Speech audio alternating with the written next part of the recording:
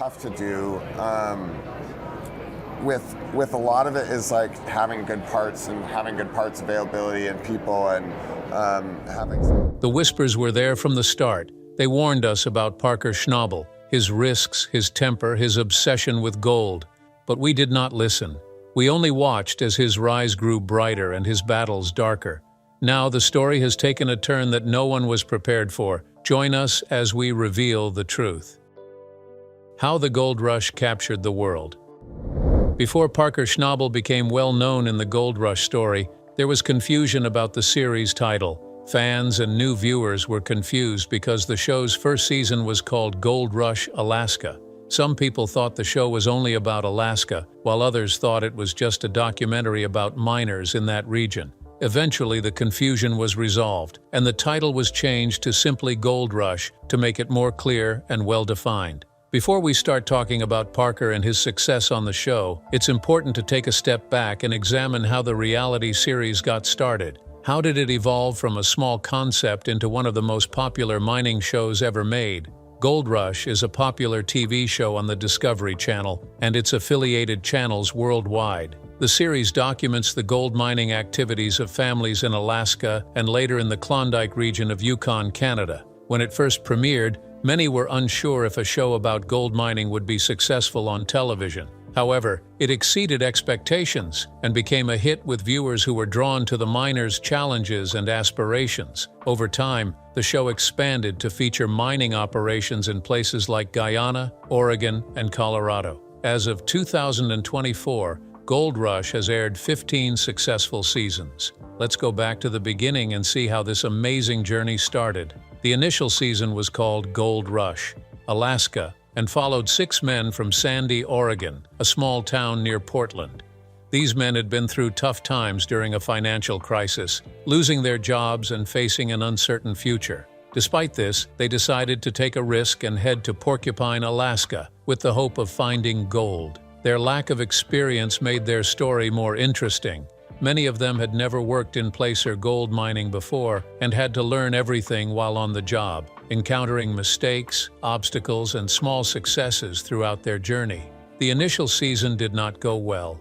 Many analysts and fans considered it to be one of the worst seasons. Issues with equipment and limited knowledge caused ongoing problems. The team originally planned to mine near Porcupine Creek, but Jack Hoffman became determined to find a legendary waterfall that he thought might contain valuable gold deposits. This move caused conflict among the team, but also made things more exciting. Despite some moments of bravery and effort from the team, they struggled to work smoothly together. By the end of the season, the Hoffman crew had only found 14.64 ounces of gold, which was much less than they had expected. The producers of the show decided to change the title from Gold Rush Alaska to just Gold Rush after the first season ended. Todd Hoffman made a mistake by missing a lease payment on Porcupine Creek during the second season. Due to this error, Dakota Fred Hurt bought the claim from Earl Foster and no longer wanted to honor the Hoffman's lease. This season is about the Hoffman crew trying to mine at Quartz Creek in the Klondike region of Dawson City, Yukon, Canada. Dakota Fred started working at the old Hoffman mine at Porcupine Creek. The show also follows Parker Schnabel as he attempts to mine his grandfather's property at Big Nugget Mine.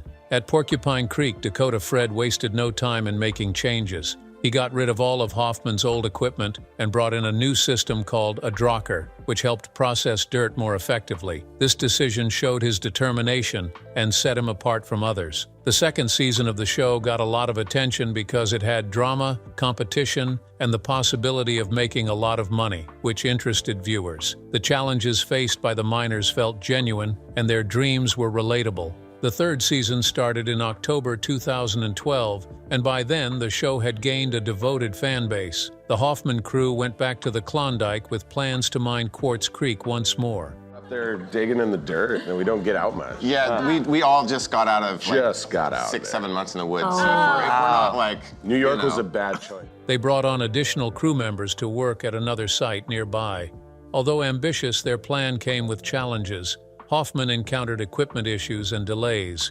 He ultimately joined forces with Dave Turin's team at Indian River in hopes of overcoming the setbacks together.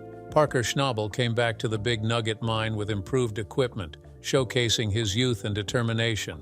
This demonstrated the early signs of the leadership qualities he would develop later. Dakota Fred also returned to Porcupine Creek with his team, eager to leave his mark on the mine. Season 3 produced outstanding results, with Dave Turin's team extracting 803 ounces of gold, valued at over $1.28 million. This accomplishment was particularly impressive considering the challenges faced in previous seasons. What made it even more remarkable was how accurate Dave's prediction was for the final outcome, as he had estimated a similar amount when asked by the executive producer earlier in the season. Parker and Dakota Fred had successful seasons mining for gold. Parker mined 192 ounces of gold, while Dakota Fred mined 163 ounces. Both earned more than $250,000. For those who watched them struggle in the past, these results were impressive and showed that determination and hard work can lead to success in the gold mining business. By the conclusion of the third season, the show had evolved from a reality program to a tale about strength, family, and adventure. Viewers witnessed inexperienced miners become determined prospectors. They observed fortunes fluctuate, dreams destroyed, and then restored. The initial seasons set the stage for everything that followed. Parker Schnabel became more prominent in the show, emerging as a rising star. Dakota Fred made a lasting impression with his straightforward approach. Despite facing challenges, the Hoffmans persevered and kept moving forward. Over time, the gold rush spread to other places like Guyana, Oregon, and Colorado, moving beyond just Alaska and the Yukon. Each year brought new excitement, new people, and more difficult obstacles. However, the main theme remained consistent: regular individuals pursuing remarkable dreams in search of finding gold. During a difficult economic period, a risky decision led to the creation of a popular reality show that has stood the test of time in television history. Starting with a small team in Sandy, Oregon, the show Gold Rush evolved into a tale of perseverance, determination, and the indomitable human spirit as the mining operations grew into million-dollar ventures. The Battle for Glory, 4th season.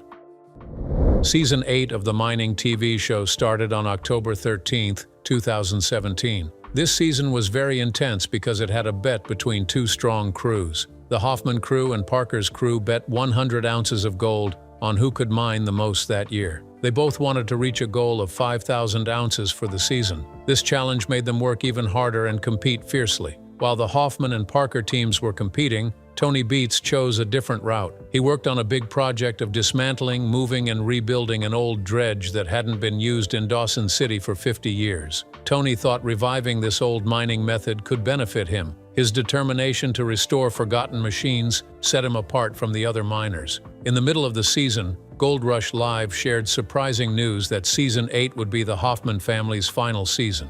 After facing many obstacles, triumphs, and difficulties over the years, the Hoffmans decided to leave the show that had been a big part of their lives for a long time. The outcomes of the season showed who did well in the competition. The Hoffmans mined 1,644 ounces in Colorado, which is valued at almost $2 million. Parker's team exceeded their goal by pulling 6,280 ounces out of the Yukon, worth about $7.5 million.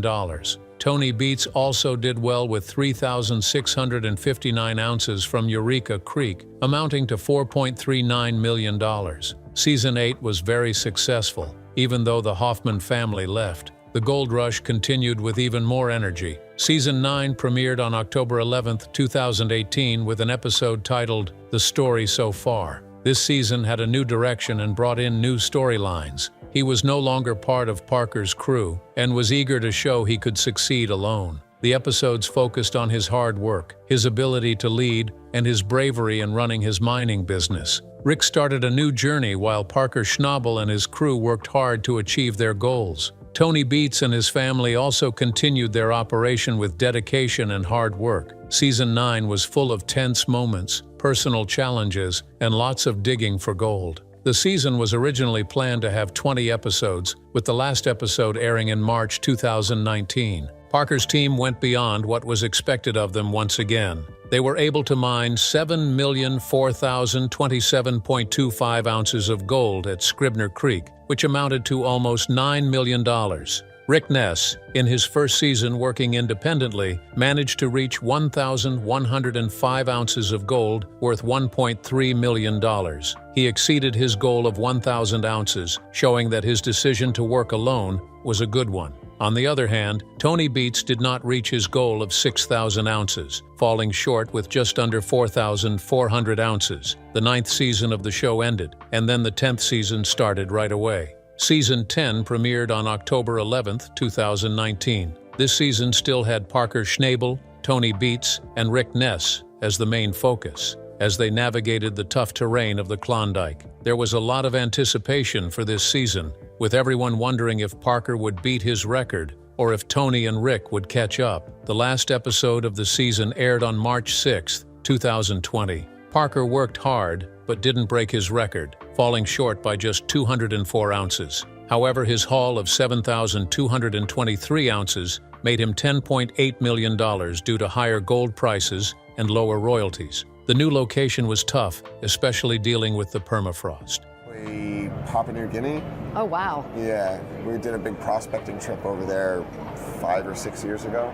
Wow, that's not your typical... His expensive wash plant, Monster Red, could not locate enough gold-rich ground. In the end, Rick only found 547 ounces of gold, barely enough to cover his costs. Tony Beats went through tough times as well. He had to relocate his mining operation from Eureka and the Indian River because their water leases expired, leading him to move to Paradise Hill. This move caused a slowdown in his progress, and by the end of the season, he mined 2,259 ounces. Although Tony was disappointed by this outcome, it didn't deter his determination to continue moving forward. Season 11 presented a new challenge due to the COVID-19 pandemic. The mining season in 2020 was impacted as miners were essential workers but film crews were not. Travel restrictions prevented the RAW-TV production company from being on site at the beginning of the season, leaving the miners to work without much filming assistance.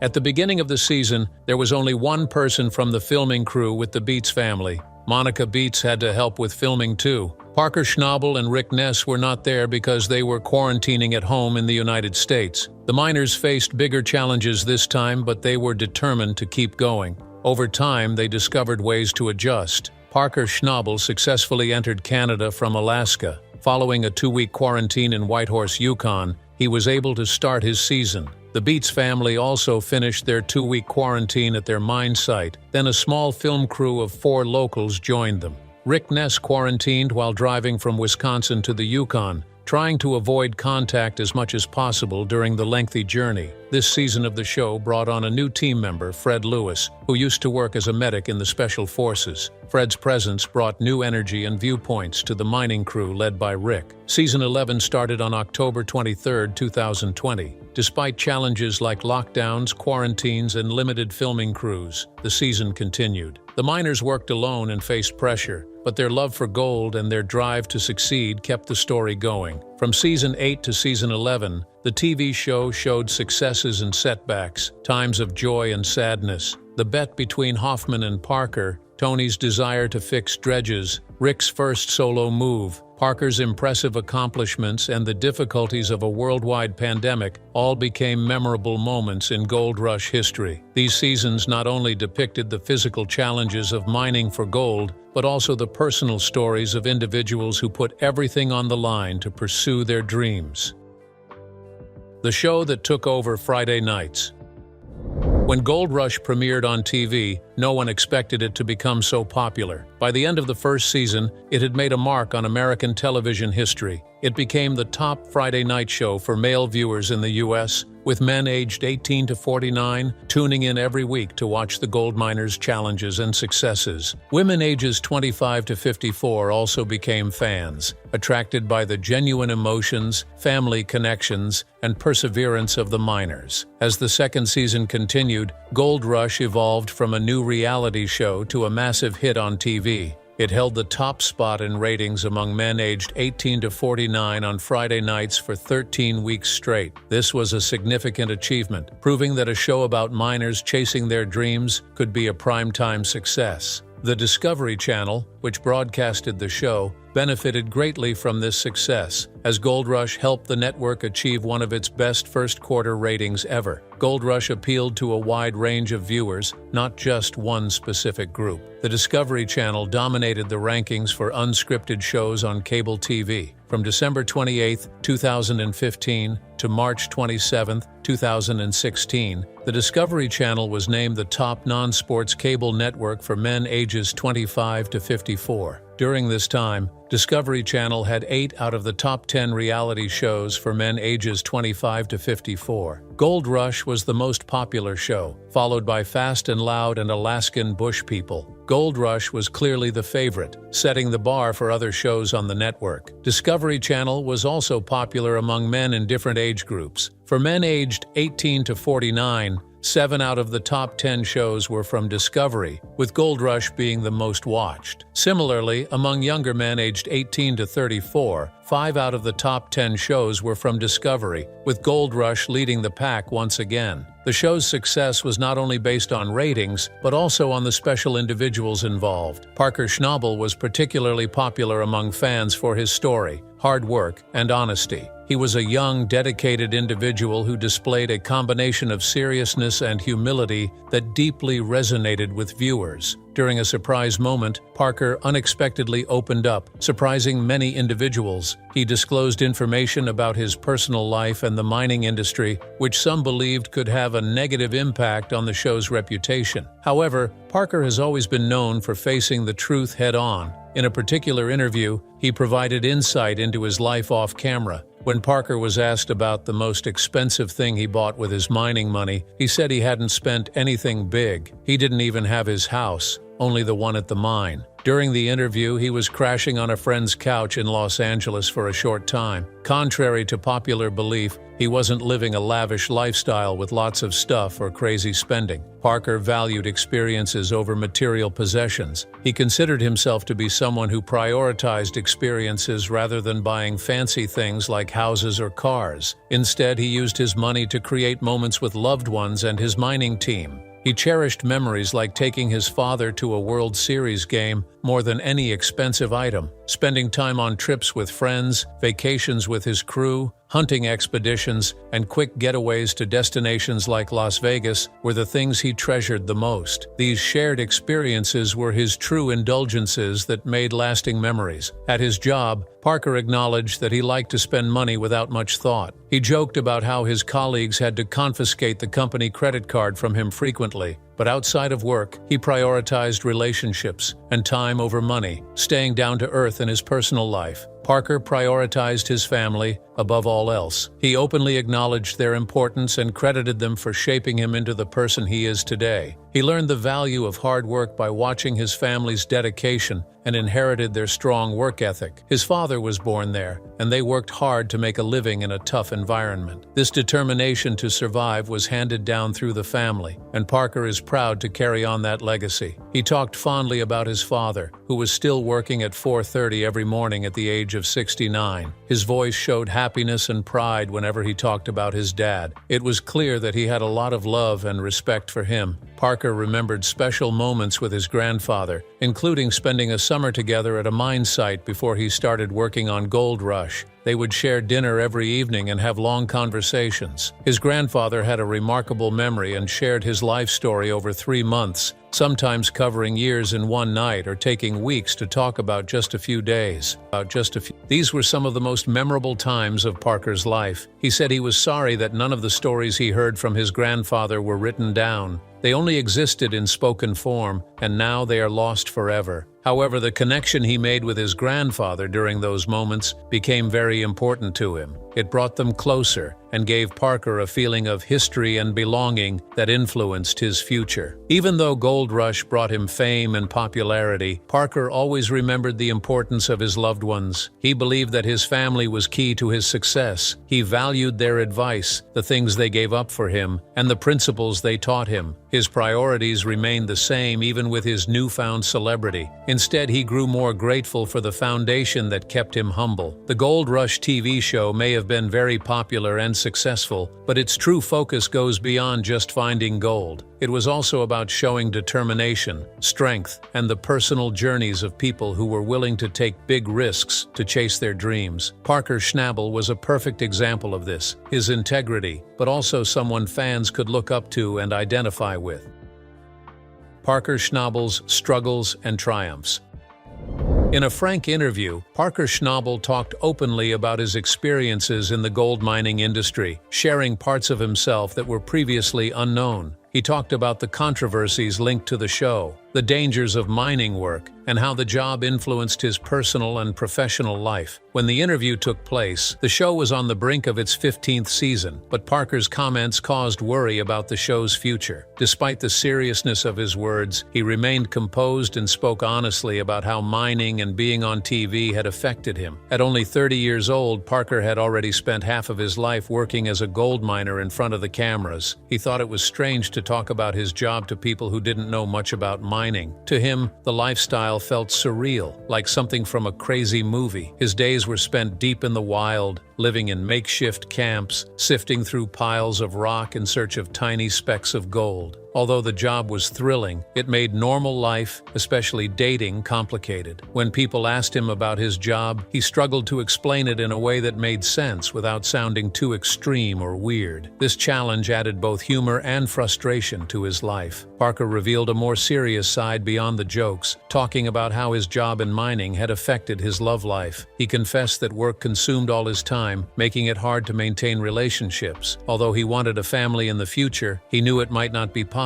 until the show was over. His commitment to mining had caused him to miss out on personal experiences, and he felt the burden of this realization. Parker shared that he did not plan to continue the family tradition of gold mining, despite being taught by his grandfather. He felt that this career path was outdated and did not want to impose it on his kids. He appreciated how his parents allowed him to choose his path without pressure. His father, who owned a construction business, never pressured him to join the family business, even though he was interested in mining. Parker's grandfather treated mining as more of a passion than a profitable venture, often losing money in the process. Parker felt that his parents giving him the freedom to pursue his happiness was the best gift they could give him. Now in his 30s, Parker was not worried about what the future held. Instead of being afraid, he was calm. His grandfather didn't even start gold mining until he was in his mid-60s, showing Parker that age shouldn't hold him back. Parker was excited for the next chapter of his life and was confident in facing the unknown. As the show progressed, Parker felt more pressure because the challenges were becoming too much for him. By the end of one season, he was overwhelmed because his claim in Dominion Creek had not yielded as much gold as he had hoped. This led him to take drastic measures to try to make ends meet. In one episode, Parker started selling some of his equipment to Brian McKay. Brian observed that Parker was not as strong in negotiating as usual, and he believed that Parker may have been facing financial difficulties that he didn't want to acknowledge. In another location, the miners were facing challenges. Rick Ness and his team were risking a lot at Vegas Valley. They had spent almost $1 million to clear away unnecessary soil, hoping for a big payoff. However, they hadn't found any gold yet and were unsure if they could continue mining the next year. Rick could only hope that his investment wouldn't fail. Meanwhile, Kevin Beats wanted to show that he could succeed alone and not just live in the shadow of his father, Tony Beats. Kevin ran his mining operation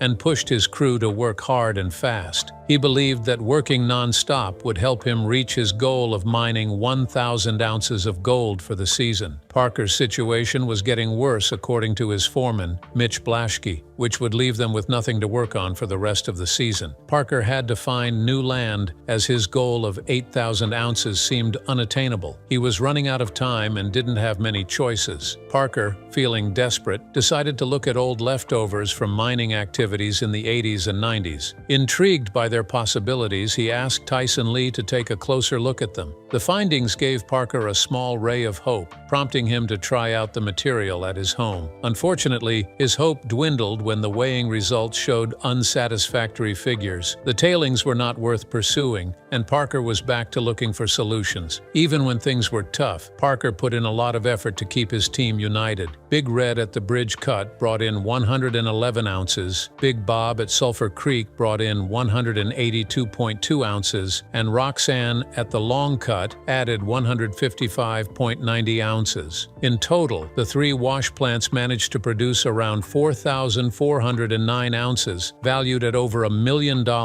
Despite this success, Parker was aware that they still had a long way to go to reach their goal for the season. Reaching 5,000 ounces was a win, but there was still the tough task of getting another 3,000 ounces in just over a month. The challenge ahead seemed overwhelming, and every failure was harder to endure. Despite this, Parker kept going, determined not to quit.